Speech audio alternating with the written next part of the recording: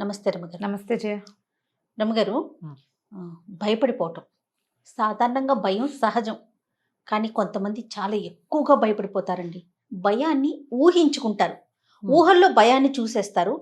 వారు భయపడటం కాకుండా చుట్టుపక్కల ఉన్నవారు కూడా భయపడేలాగా చేస్తూ ఉంటారండి. చాలా మందిని గమనిస్తాం రమగారు. పిల్లలు ఉంటారా, ఎగ్జామ్స్కి బాగా చదువుకుంటారు. రేపు ఎగ్జామ్ అనగా వాళ్ళు భయపడిపోతారు. వచ్చింది కూడా రాయరు.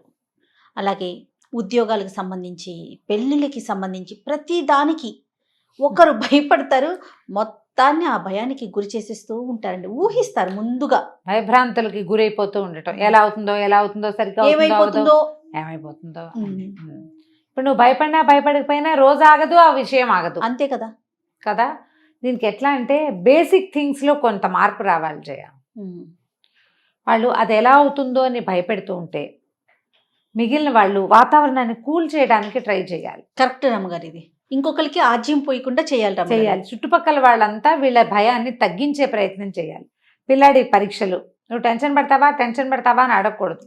నీకు అన్నీ వచ్చినాయి కదా, నీకు ఇది వచ్చింది, నీకు ఒకసారి చెక్ లిస్ట్ పెట్టుకో. అన్నీ వచ్చినాయి, రాలేదు, వచ్చేసినాయి, నువ్వు హ్యాపీగా రాయగలుగుతావు, నీకు వచ్చేసింది, కనీసం 80 పైన వస్తాయి నీకు అని చెప్పాలి. వాడు నువ్వు టెన్షన్ ఫీల్ అవ్వకొని టెన్షన్ అని 10 సార్లు వాడికి ఆ పదం అందిస్తే వాడు టెన్షనే ఫీల్ అవుతాడు. అందిస్తాం కదా మనం, అదే చేస్తాం. కరెక్ట్గా టెన్షన్ పడి పాడు చేస్తావా పరీక్ష అని ప్రశ్నిస్తాం. నువ్వు టెన్షన్ పడకు నాన్న అని ఒకటి, టెన్షన్ పడి పాడు చేయకు అని ఈ టెన్షన్ పదాన్ని టెన్షన్గా అందిస్తాం మనం. కరెక్ట్. తల్లులు బాగా చేస్తారు ఈ పని. ఈ పాట అనకూడదు. ఓకే, భయపడకు అనద్దు. ధైర్యంగా ఉండు. ధైర్యం ఆంజనేయ స్వామిని తలుచుకో అని చెప్పడం అలవాటు చేయాలి. ఎవరైనా చూడంగానే కాళ్ళు చేతులు వణికిపోతాయి, సమాధానం చెప్పకుండా ఉంటారు. మా అమ్మాయికి భయం అండి, మా అమ్మాయికి చచ్చే భయం.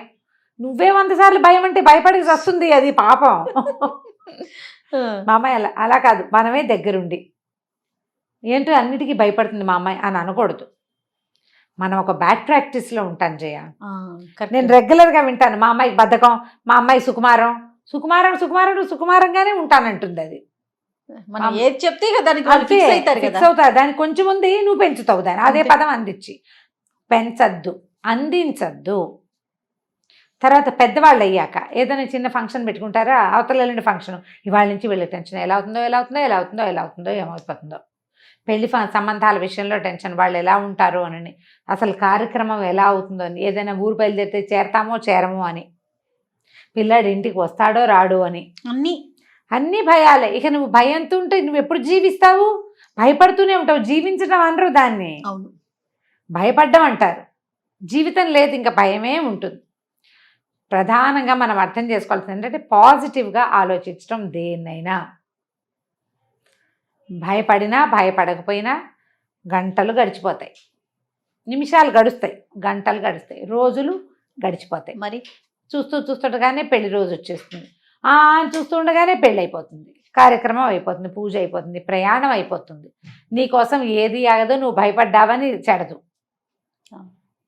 నీకు భయం మిగులుతుంది. ఎంతో భయపడ్డాను కానీ బాగానే అయ్యిందంటావు. మళ్ళీ నెక్స్ట్ ప్రోగ్రామ్కి మళ్ళీ స్టార్ట్, మళ్ళీ భయం. భయాలు పోగొట్టుకోండి. ముందు టెన్షన్, ప్రెషర్ డెవలప్ అవుతుంది లోపల.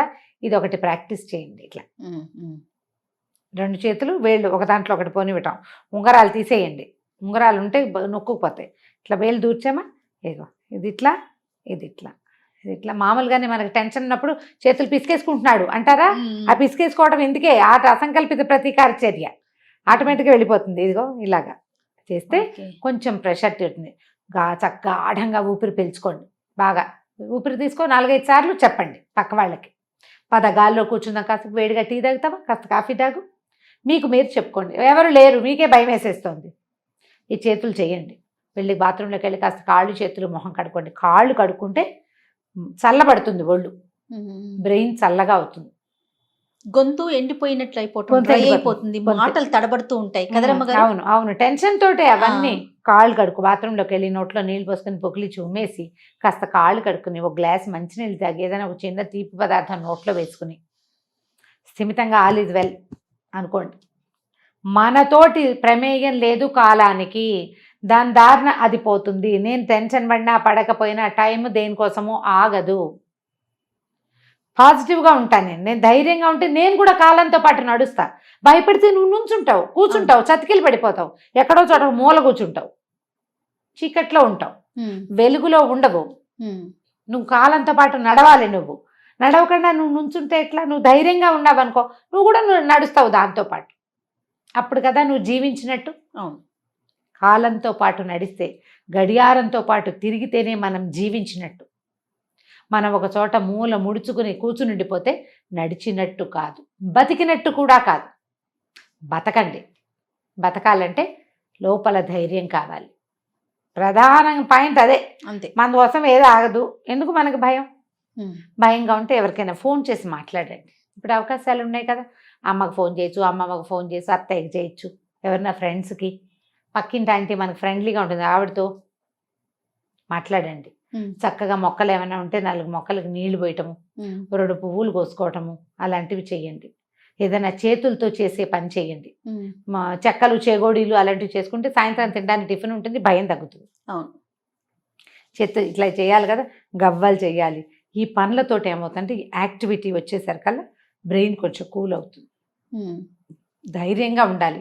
చాలా ప్రధానమైనది ఏంటంటే మనం ఎంత పాజిటివ్గా ఉంటామో అంత పాజిటివ్గా పనులు అవుతాయి. ఎక్కడో చోట నెగిటివిటీ ఉండనే ఉంటుంది. లేకుండా ఎట్లా? రోజులోనే సగం చీకటి కాదా మనకి? సగం చీకటే కదా. తెల్లారగానే ప్రత్యక్షమయ్యే సూర్యనారాయణమూర్తి సాయంత్రం అయ్యేసరికి వెళ్ళిపోతాడు. కొన్ని పనులు కాస్త ఇబ్బందికరంగానో అవుతాయి, అవవు, ఆగిపోతాయి. న్యాచురల్, అదంతా సహజమైనది. రోజుని ధ్యాసలో పెట్టుకోండి. అంత అత్యద్భుతమైన డేలో సగంది చీకటే, సగం నెగిటివిటీ కనపడుతోంది. ఇది కూడా అంతే. రాత్రి నెగిటివిటీ అని అనుకోవద్దు, సగం చీకటి కదా. ఇది కూడా అలాగే. అయితే అవుతుంది, లేకపోతే లేదు. అయితే ప్రాపర్గా చేద్దాం. మనం ధైర్యంగా ఉండి దీంతో పాటు నడుద్దాం. ఒకవేళ ఏదైనా సరిగ్గా అవలేదనుకోండి, మీరు నిరాశావాదులయ్యి, కుంగిపోయి, కునారిల్లిపోయి, లొంగిపోయి ఉంటే మీరు తర్వాత అది హ్యాండిల్ చేయలేకపోతారు కదా. అవును. అందుకని మీరు ధైర్యంగా ఉన్నారనుకో, సిచ్యువేషన్ మారినా మీరు హ్యాండిల్ చేయగలుగుతారు. మిమ్మల్ని ఎవరో ఒకళ్ళు హ్యాండిల్ చేయక్కర్లా. ప్రతివాడు తనని తను హ్యాండిల్ చేసుకుంటూ తన ప్రపంచం మొత్తాన్ని హ్యాండిల్ చేసేలాగానే ఉండాలి, ఆడా మగా కూడాను. అప్పుడే తర్వాత నెక్స్ట్ స్టెప్ తీసుకోగలుగుతాం. లేకపోతే ఒకచోటే ఆగిపోతాం. మన ఈ 100 ఏళ్ల జీవితంలో ఎన్ని ఆటుపోట్లు వస్తాయి? సముద్రం ఆగుతుందా? ఆగదు. ఒక అల అదొచ్చి కొట్టుకుంటుంది, రెండోది తయారైపోతూ ఉంటుంది. జీవితం అంతే కదా. ఇది అయిపోతే ఇంకోటి వస్తుంది మనకి. దానికి నువ్వు రెడీగా ఉండాలంటే నువ్వు ధైర్యంగా ఉండాలి, పాజిటివ్గా ఉండాలి, ప్రిపేర్డ్గా ఉండాలి. ఎప్పుడు కూడా ఆగిపోవద్దు, నుంచోవద్దు, కుంగిపోవద్దు. ధైర్యంగా ఉండండి. Be brave. కావాలంటే బీ పాజిటివ్తో పాటు బీ బ్రేవ్ అని కూడా ఒక స్లోగన్ రాసి పెట్టుకోండి ఇంట్లో. తప్పకుండా. ఎంత ధైర్యంగా ఉంటే జీవితం అంత బాగుంటుంది. మీతో ఉన్నవాళ్ళు, మీ పిల్లలు, మీ చుట్టూతా ఉండేటువంటి సమాజం కూడా అలాగే వెలుగులో ధైర్యంగా ముందుకెళ్తుంది, చీకట్లో వెనక్కి పడిపోకుండా. తప్పకుండా రమ్మగారు. నమస్తే. నమస్తే జయ.